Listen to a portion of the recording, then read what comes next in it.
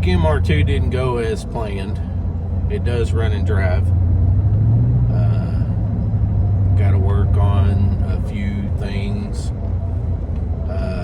Modify the exhaust where the thrush muffler is. It just hooked up where the old, that expanded wiring part of the exhaust was, and it doesn't go out far enough. Pretty sure I don't have enough back pressure. It drives great. It does not stay running in park for very long, and RPMs end up dropping. I bought the copper core plugs, or at least that's what I ordered. What the box said. Opened them up, put them in. They are not copper core plugs. They're not burning hot enough, so that doesn't keep the car running like it should. Under acceleration, it's fine. It just drops the RPM below 750 and then it dies out. Got it bled right. Everybody was like, oh, it shouldn't take that long to do this. Yeah, well, it takes forever to bleed the cooling and get all the air out of it. We did succeed at that. I am just running water in it right now until I get it home and get it running right. Timing is set good. Verified all that. Took the cap off of the autocross car because I had just replaced it before I stopped driving it, before the clutch piece fell off of it. So I knew those wires and that cap and that rotor were good. Put that in. That made it run really good, but didn't fix the idle problem. It does the high idle like it's supposed to until the wax melts, and then when it drops the idle down, it drops it completely out. So I'll be working on timing and everything, mainly idle. It's such fine adjustments there that you get too far out and it's wanting to idle at 2,000 RPMs, or you go the other way and it drops out to 750 and dies. So I got to find that little sweet spot right in between them. I don't even mind if it ran like 1,000 or 1,100 RPMs at idle parked. It isn't. The good thing is when it's running and it drop, you put it in gear, it doesn't drop the RPMs out and kill the car. Because normally when you would put it in gear, it'll drop the RPM a little bit. It doesn't drop it and kill it, so that's good. Problem is keeping it running at idle long enough for that wax to melt so you can start messing with it is what becomes a problem. I am going right by the Texas Motor Speedway. Highway 35 and 114. I can see the big tower. I can see the small track over to the side, the little grandstands on it. I'll never be able to see the whole track from here. I have made a lap around 14 NASCAR tracks so far. There are a couple I've been to that I cannot make a lap around it. The joke is I have made a lap around it in the parking lot. Only 2 tracks have I been actually out on the track. Charlotte Motor Speedway. I did a tour there. Got to drive in the front seat of the express van that they take you on the track on. Oh my God. He got so close to that wall that I just knew I could touch it with my fingers. I can just imagine what the race car drivers are like when they're in there. oh, what, 200 mile an hour and they're that close to the wall? Yeah. They are large. I gotta keep this PG. Yeah, they're better men than me. And women, and let's just put it that way. Because I'm old and want to live, and I couldn't possibly. Let me do a little reversing here. See if I can give a shot of Motor Speedway. That damn pickup got right in my way. There it is. I mean, you just can't see the track because it does sit down quite a bit. I have been down in the infield at this track, but not during a race, only during times that it was closed to events, but it was open to the public. I did that one time. That was kind of cool. I'm not as much into NASCAR as I used to be. I hardly even watch it anymore. I have a passion for that. I came to watch a race, not 3 races. They actually have an autocross course set up in the parking lot here. Oh my gosh. Looks like it's run by the police department. Might just be a driving type school thing, but man, the cones are out there. It'd sure be worth it. Put some directional cones and it'd make it fun. I am leaving the red autocross car with my brother. He had a hernia surgery Wednesday night. They kept him overnight because when they got in there, they had to end up cutting him open to do the work because they couldn't fix all of it at once through the little holes they cut in your gut. People I need over there, thank you very much. All in a trailer and a car. There you go. That's better. Getting back on the highway now. You go through South Lake till you cross over to 35 at the racetrack. You're on side roads sitting at every dadgum light in the city of South Lake. No wonder it takes forever to get into the racetrack and out of the racetrack. Sorry I didn't take anybody for a ride alone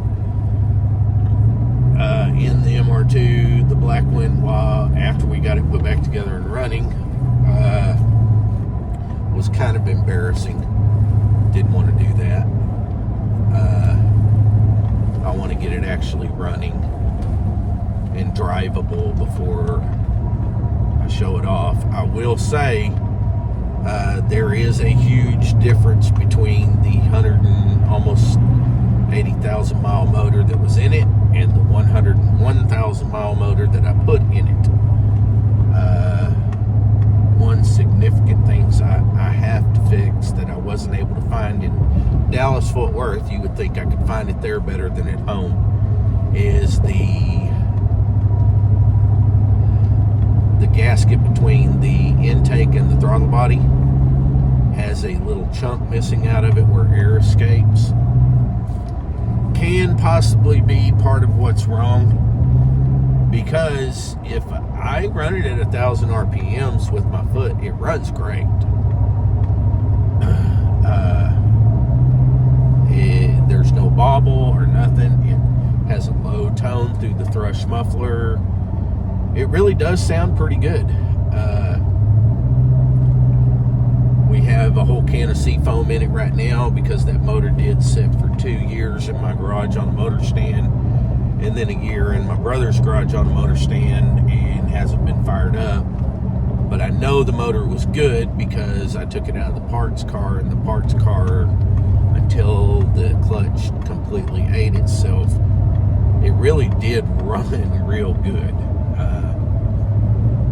Every time I needed to move it from the front to the back or the back to the front, I got in it, it fired right up. I drove the piss out of it and then brought it back to the house and put it where I needed it. I know the motor is strong. I do have the transmission out of that, but all of the clutch material was completely gone off that clutch disc. I showed that in a previous video. It was gone. Some of this is I'm looking at 12:59 and I don't get home, according to this, till 6:01. Good thing it's overcast. I won't be driving into the sunlight the whole day. I got a little late start because nobody wanted to visit or anything while I was there.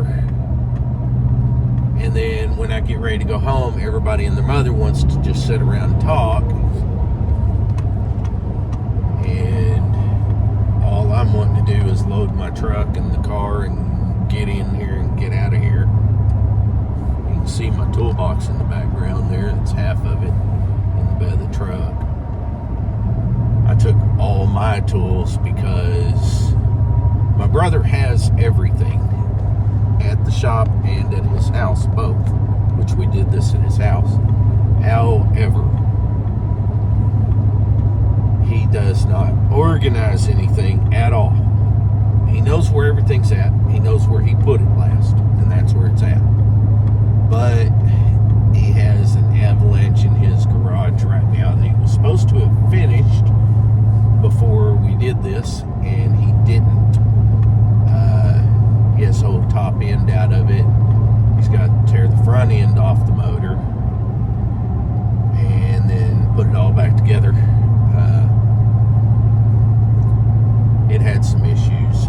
Really beautiful. I don't like Avalanches at all. Don't get me wrong there, but this truck is immaculate. There is not a scratch on it. Whoever owns it keeps very good care of it. I really don't know why my brother's doing it in the garage rather than at his shop, because if it's in the shop, he would have finished it already because it would have been in the way. But he has had the truck in the garage longer than he's had my black MR2, and I took it to him last March, not the one we just passed through, but the March before that. And he was supposed to have already had it done and the red car, autocross car, done before April 1st.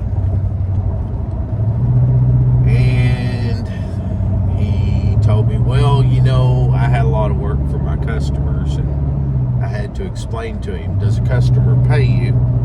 And he said yes. And I said, am I not paying you? And he said yes. And I said, then doesn't that make me a customer? And he said, well, yes, but you can wait. And I said, that's crap. You're the one that set the time limit. You're the one that set the money. You didn't meet the time limit. I'm still going to pay, because it's a lot of work that I can't do on my own, only because I can't get up and down, going and fetching tools as I need them. I get like 2 or 3 hours into that and I'm done for the day. At home, it is considerably hotter than it is in Dallas-Fort Worth. Only real difference here is it's wet. It's humid as it can be, and in Amarillo it's dry, but it's hotter. And I lay there in the driveway just pouring sweat everywhere. What are you doing? Get out of the way. If you got to change lanes, you should turn signal and change lanes. Some people, and that's a landscaping company that looks like he has run into everything that he's seen on the road, run over or into everything. I know I'm rambling a little bit, but I'm on a road trip and it gets just a tiny bit boring. Yeah, I just got thumbs up on my car from the landscaper. That's why he changed lanes and backed up so far. Good Lord, he has probably 100 packs of empty cigarette packs on his dash. Oh my God. Dude, find a dumpster, throw that shit away. Sorry for the bad word. Alright, well, I'm going to pay attention here because I got to turn in a few miles, and I will let you guys go. I will download this one. I might download another one when I get home. It just depends. Yesterday was my wife's birthday. I'm going to want to unload the truck, back everything up into the yard until I get a couple of days off work, because I got to go to work at 5 in the morning. And I'll get everything unloaded when I get off. I'll probably do a video of me taking the car off the trailer and it running. And then again, I may leave it on the trailer for a few days and work on it up there, because I can reach stuff a little better than bending over the car. I'll be able to stand upright and do it. But I'll let y'all go, and I'll get back to you on the next video. Later.